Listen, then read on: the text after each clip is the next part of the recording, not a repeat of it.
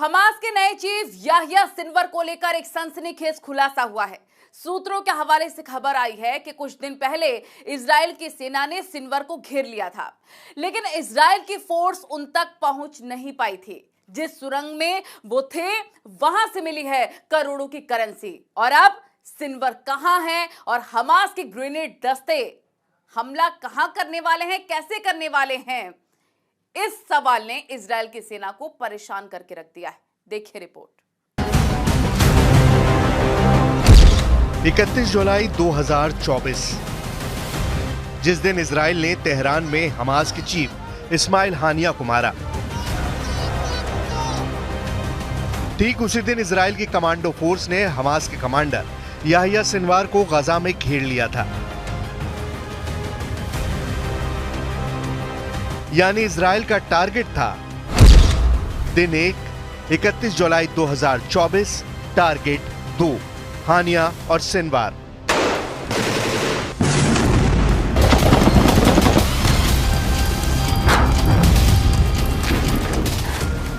लेकिन जब इजराइल के कमांडो दक्षिण गजा में उस सुरंग में पहुंचे जहां सिनवार के छुपे होने की खबर थी, तब तक सिनवार भाग चुका था। लेकिन वहां जो मिला उसे देखकर इजराइल की फौज दंग रह गई। इस सुरंग में सिनवार के पास थे 83 करोड़ रुपए। जी हां, 83 करोड़ रुपए उस सुरंग से मिले हैं जहां सिनवार छुपा हुआ था। सिनवार ने सुरंग में अपने पास रखी हुई थी इजरायली करेंसी शेकेल। इसकी कीमत $10 मिलियन बताई जा रही है और भारतीय करेंसी में देखा जाए तो ये 83 करोड़ हो जाते हैं। अब सवाल है कि सिनवार इतनी बड़ी रकम का क्या कर रहा था।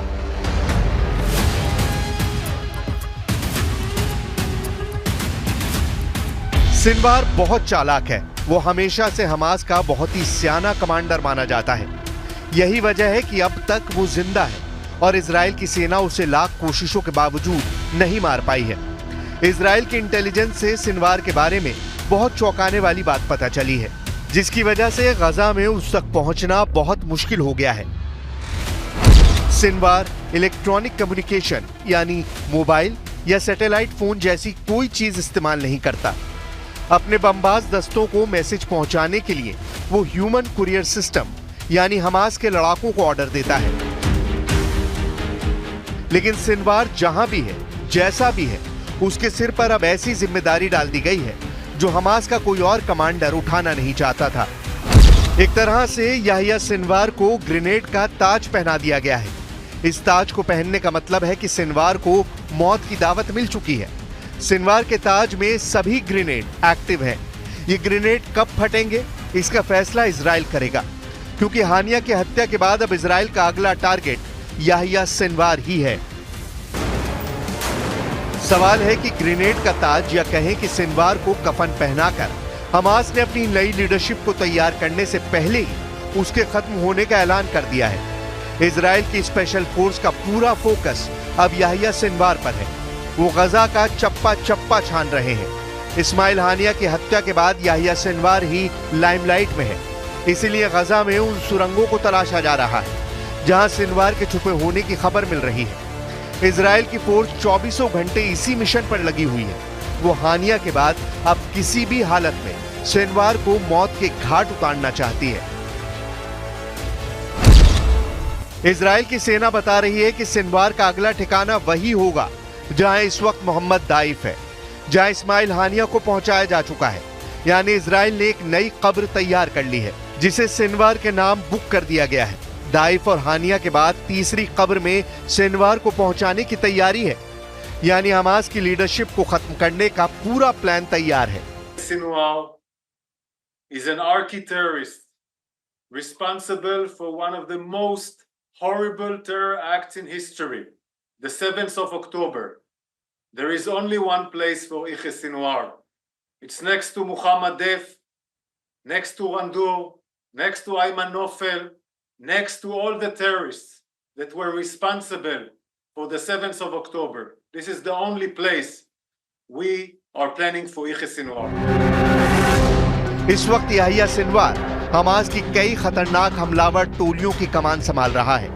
इनमें हमास की खोपड़ी हंटर फोर्स सबसे खतरनाक है, जिसने नेतन्याहू की फौज को बहुत नुकसान पहुंचाया है। हमास का खोपड़ी हंटर गाजा में एक गोली से 2 इजरायली सैनिकों को मार चुका है।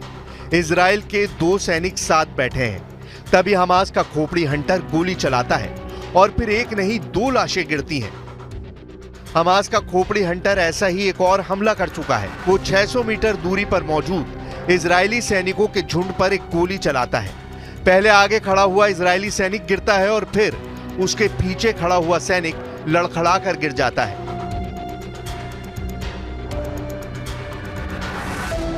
इसके बाद इजरायली प्लाटून में अफरा तफरी मच जाती है। हमास का खोपड़ी हंटर फिर गोली चलाता है और तीसरे सैनिक को भी खत्म कर देता है। ऐसे ही एक हमले में हमास ने इस इजरायली टैंक कमांडर को मार डाला। इजराइल का एक और टैंक कमांडर हाथ उठाकर इशारा कर रहा था, तभी उस पर भी हमला होता है और वो गिर जाता है। हमास के खोपड़ी हंटर गाजा में मौजूद इजरायली सैनिकों पर चारों तरफ से हमला कर रहे हैं। यहां एक सैनिक पीछे से हुए हमले से मारा जाता है। ऐसे ही हमलों को तेज करने के लिए हमास ने याहिया सिनवार को अपना नया कमांडर बनाया है, लेकिन ये फैसला लेने में उसे 5 दिन लग गए। तेहरान में हमास चीफ इस्माइल हानिया की हत्या 31 जुलाई को हुई और याहिया सिनवार को 6 अगस्त को हमास पोलित ब्यूरो का नया चीफ बना दिया गया। इन 5 दिनों में गाजा की सुरंगों से इजरायली सेना के खिलाफ ऑपरेशन जारी रहे। सिनवार को बार बार बताया जाता रहा है कि अब हमास की कमान उसके हाथों में दी जा सकती है। हानिया के बाद हमास के पास उससे बेहतर कमांडर और कोई नहीं है। Mr. Sinwar, he has been and remains the primary decider when it comes to concluding a ceasefire. And so I think this only underscores the fact that it is really on him to decide whether to move forward with a ceasefire that manifestly will help so many Palestinians in desperate need, women, children, men, who are caught in the crossfire of Hamas's making in Gaza. America ने कहा है कि ceasefire का फैसला करना अब Sinwar के हाथों में है, जबकि सच यह है कि उसे तो ग्रेनेड का ताज पहना दिया गया है। इसमें कोई शक नहीं कि याहिया सिनवार को ग्रेनेड वाला ताज या कहें कि उसे कफन इसलिए पहनाया गया क्योंकि हमास के बाकी लीडर्स ने हानिया की मौत के बाद ये पद संभालना सही नहीं समझा, या फिर उन्हें भी एहसास हो गया कि इजराइल का अगला टारगेट वो होंगे। इसलिए बेहतर है कि ग्रेनेड वाला ताज सिनवार को पहना दिया जाए और ऐसे ही उसे हमास का नया चीफ नियुक्त कर दिया गया। जब सिनवार गाजा की सुरंगों से ऑपरेशन कर रहा था, तभी तेहरान से खबर आई कि हानिया की मौत एक धमाके में हो चुकी है। यह ऐसा हमला था जिससे ईरान के कई पावर सेंटर बुरी तरह हिल गए। हानिया की हत्या तेहरान में हुई और सदमा सबसे ज्यादा ईरान से जुड़ी उन ताकतों को लगा जो ईरान से बाहर है। गाजा में हमास बुरी तरह हिल चुका है। हाल यह है कि जब से हानिया की मौत की खबर गाजा में फैली है, वहां की सुरंगों में छुपा याहिया सिनवार रोज दहाड़े मारकर रोता है। अपने बॉस इस्माइल हानिया को याद करके सुरंग में मौजूद हमास का नया कमांडर याहिया सिनवार बहुत बेचैन हो जाता है। उसे पता चल गया है कि अगला नंबर उसका है। इजराइल अब सिनवार को भी नहीं छोड़ेगा। इस बात का एहसास पूरे हमास को हो गया है। क्या हानिया के मरने से गाजा में हमास की भी मौत पक्की है या उसकी लड़ाई जारी रहेगी? गाजा के अलावा दूसरा मोर्चा लेबनान बॉर्डर है, जहां हिजबुल्लाह बेरूत में इजरायली हमले के बावजूद लगातार आक्रामक है।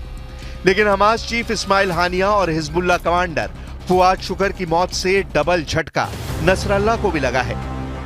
बेरूत के दहिया इलाके में अपने हेडक्वार्टर के तहखाने में बैठा हसन नसरल्लाह अपने कमांडरों के साथ लगातार मीटिंग कर रहा है। हिजबुल्लाह के हेडक्वार्टर में न सिर्फ हानिया का मातम मनाया जा रहा है, बल्कि हिजबुल्लाह अपने कमांडर फवाद शुक्र को भी बहुत मिस कर रहा है। गाजा में हमास की ताकत उसकी लीडरशिप में रही है। हानिया गाजा में नहीं रहता था, लेकिन उसको मार डाला गया। अब हिजबुल्लाह चीफ हसन नसरल्लाह को भी मालूम है कि इजराइल को उसकी बेसब्री से तलाश है। بعد اغتيال الشهيد القائد سيد فؤاد، حزب الله أيضا يرى نفسه ملزما بالرد، وإيران سترد وحزب الله سيرد، والعدو ينتظر ويترقب ويحسب كل صيحة عليه يحسبها هي الرد. ईरान के समर्थन वाली एक और ताकत है यमन। यमन में हूती विद्रोहियों को हुदैदा बंदरगाह में इजरायली मिसाइल वाला झटका लग चुका है। हुदैदा पोर्ट शोलों में जल चुका है, लेकिन यमन ने इसका बदला ग्रीस के फ्लैग वाले तेल टैंकर जहाज को टारगेट करके ले लिया है, ऐसा माना जा रहा है। देखिए हूती की एंटी शिप मिसाइल ने कैसे इस टैंकर जहाज को निशाना बनाया। ऐसे ही हमलों की वजह से गजा और इजराइल युद्ध और तेज होता जा रहा है। हालात ऐसे हैं कि कई फ्रंट एक्टिव हैं और हर फ्रंट पर एक नई जंग शुरू होने वाला बारूद मौजूद है।